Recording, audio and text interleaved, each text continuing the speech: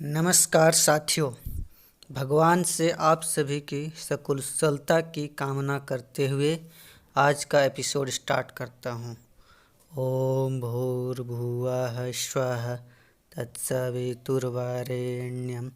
भर्गो देवस्य धीमहि धियो यो नः प्रचोदयात्। मैं हूँ आपका अपना स्वयंसेवक साथी रमेश। स्वागत है आप सभी का स्कॉलर्स स्कूल के यूट्यूब चैनल में। जैसा कि आप जानते हैं कि सिलसिला चल रहा है योगाभ्यासों में भौतिक विज्ञान की भूमिका की। उसी क्रम में आज हम लोग बात करेंगे फिजिक्स के 3 नियमों के बारे में। एरियोडायनामिक्स, बायोंसी लॉ, दूसरा है काइनेटिक्स लॉ, तीसरा है टॉर्क एंड इलास्टिसिटी के बारे में। पूरी जिज्ञासा के साथ वीडियो को अंत तक देखते रहें। So now let's begin the show.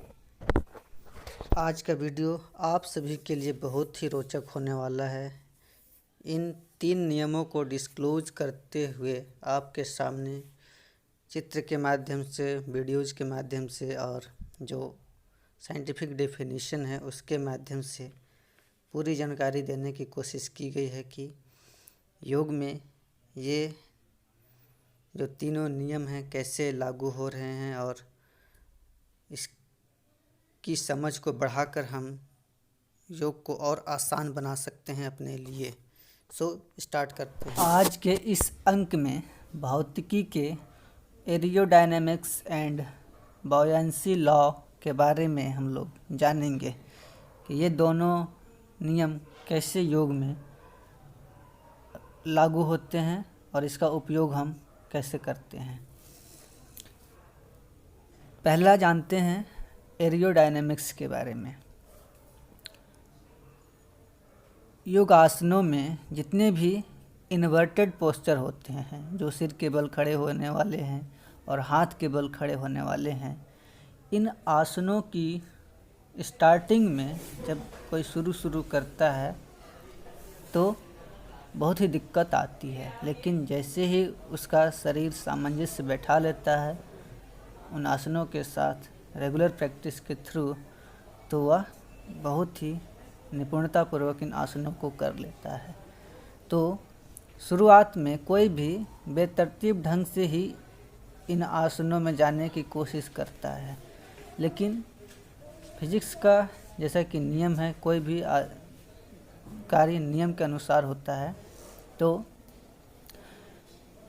कितना भी शुरुआत कोई भी कर ले, लेकिन बेतरतीब ढंग से वो कुछ भी नहीं कर सकता। उसमें कुछ न कुछ तो मैकेनिज्म उसको समझना पड़ेगा, उसको अपनाना पड़ेगा, तभी वो उन आसनों में जा सकता है।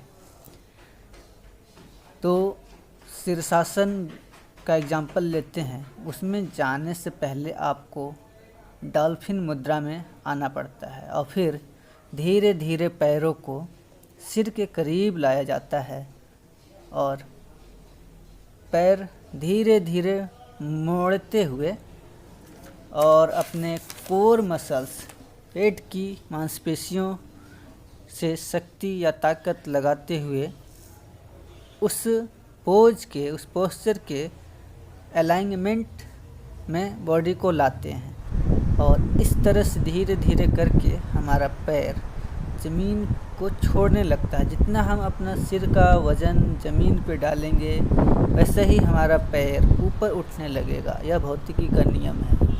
प्रत्येक क्रिया के बराबर विपरीत प्रतिक्रिया होती है। इसी के तहत यहाँ एक वायु गतिकी नियम लागू हो जाता है और हमारा पैर ऊपर की ओर चला जाता है और हम अपने शीर्षासन में लंबे समय तक खड़े रह पाते हैं।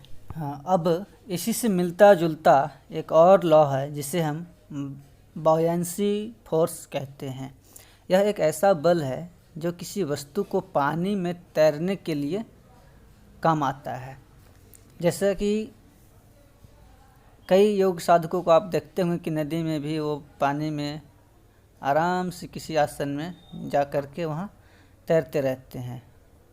उसमें कौन सा बल काम करता है? आर्किमिडीज का सिद्धांत अगर आपने पढ़ा होगा तो उसमें उत्प्लावन बल आता है, उसी से रिलेटेड यह सिद्धांत है।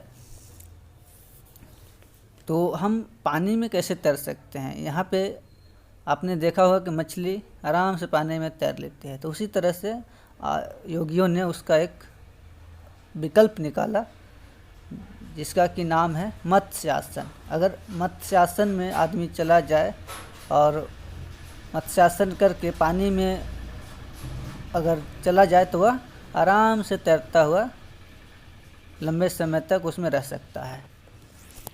ऐसी शरीर की स्थिति बन जाती है कि वह डूबता नहीं है। तो इसी तरह मत्स्यासन शरीर की एक ऐसी संरचना है जो पानी में तैरने के लिए अनुकूल है। इसमें आदमी का जो पैर की स्थिति है वो पद्मासन में रहती है और हमारा धड़ का पार्ट है वो सपाट रहता है नीचे पानी में, और ठुड्डी ऊपर की ओर रहती है, यानी कि फेस हमारा आसमान की ओर रहता है। और इस तरह से शरीर की आकृति बना लेते हैं, अपने स्पाइन को भी बेंड कर लेते हैं, यानी कि पीछे की तरफ बेंड करते हैं, बैक बेंडिंग। तो इस तरह से उसमें पानी का फोर्स लगता है और हमारा बॉडी ऊपर की ओर तैरता रहता है। इस तरह इस आसन में योगाभ्यासी बिना कठिनाई से तैरने लगते हैं।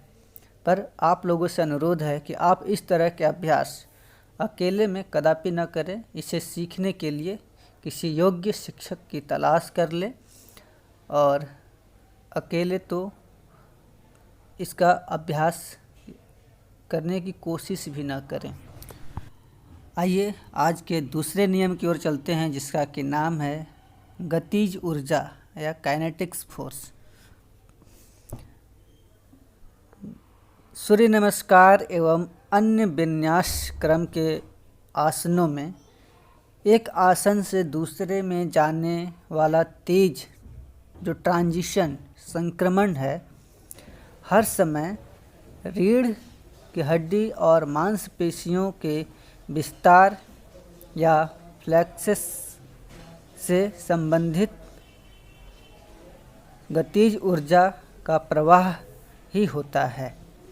यानी कि जब हम किसी एक आसन से दूसरे आसन में जल्दी जल्दी जाते हैं तो वहाँ पे हमारे रीढ़ की हड्डी में एक रिलैक्सेशन और कॉन्ट्रैक्शन होता रहता है। उसके तहत जो ऊर्जा का स्थानांतरण है एक सेल से दूसरे सेल्स, एक ऊतक से दूसरे ऊतक, एक मांसपेशी से दूसरे मांसपेशियों में होता रहता है। यानी कि हमारी जो स्टैटिक फोर्स है, स्थैतिक ऊर्जा है, वह गतिज ऊर्जा में परिवर्तित हो जाती है। तो जितने भी डायनेमिक तरह के आसन हैं उसमें काइनेटिक फोर्स लगता है। जैसा कि आप देख रहे हैं सूर्य नमस्कार के वीडियो में, एक आसन से दूसरे आसन में क्रमशः परिवर्तन हो रहा है और शारीरिक स्थितियां बदल रही है। इससे हमारा जो शरीर के हर एक पार्ट्स में जो ऊर्जा एक जगह कहीं पे स्थित हो गई होगी या स्थिर है, वह ऊर्जा इन आसनों के माध्यम से अपनी स्थिति को चेंज कर रही है, वो काइनेटिक एनर्जी में परिवर्तित हो रहा है। इसीलिए यहाँ पे काइनेटिक फोर्स काम आ रहा है। गतिज ऊर्जा के सिद्धांत को समझने के बाद अब हम लोग आगे आज के अंतिम जो फोर्स भौतिक का जो रूल है उसके बारे में समझेंगे। उसका नाम है टॉर्क एंड इलास्टिसिटी। टॉर्क कहाँ पे लगता है, इसकी क्या खूबियाँ हैं, इसके बारे में समझेंगे। Torque is a force that cause angular acceleration. Torque is the measure of the force that can cause an object to rotate about an axis. जितने भी मुड़ने वाले आसन या उसको हम ट्विस्टिंग आसनाज बोलते हैं, तो उन आसनों में ये फोर्स काम आता है टॉर्क। परिवृत्त त्रिकोण आसनों की तरह जो खड़े होकर आसन करते हैं और कुछ आसन बैठकर करने वाले ट्विस्टिंग होते हैं जैसे कि वक्रासना, और उसी तरह कुछ लेट कर किए जाते हैं जैसे कि मरकट आसना। इन सभी में ट्विस्टिंग होता है शरीर का, और यहीं पे हमारा जो ये टॉर्क फोर्स है ये काम आता है। इसमें मांसपेशियां विपरीत दिशा में काम करती है, उनका खिंचाव होता है, जिसमें कि रीढ़ की हड्डी को मोड़ने के लिए टॉर्क फोर्स लगाया जाता है। और यह कहने की ज़रूरत नहीं है कि योग से मांसपेशियों में लचीलापन स्वभावतः आता ही है। जब हम रेगुलर प्रैक्टिस करते हैं तो हमारी मांसपेशियां लचीली हो जाती हैं योग करने के कारण। तो यहाँ आप वीडियो में देख रहे हैं कि कैसे हमारी रीढ़ की हड्डी अपनी एक्सिस पे ट्विस्ट कर रही है, मुड़ रही है अपने एक जगह, एक स्थान से उसमें एक एंगुलर मूवमेंट हो रहा है।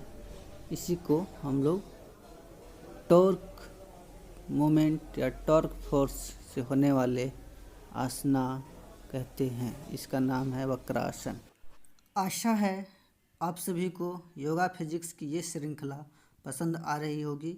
अगर आपको लगता है कि वीडियो जानकारी से भरा है तो इसे लाइक एवं शेयर करें, साथ ही साथ चैनल को सब्सक्राइब करना न भूलें।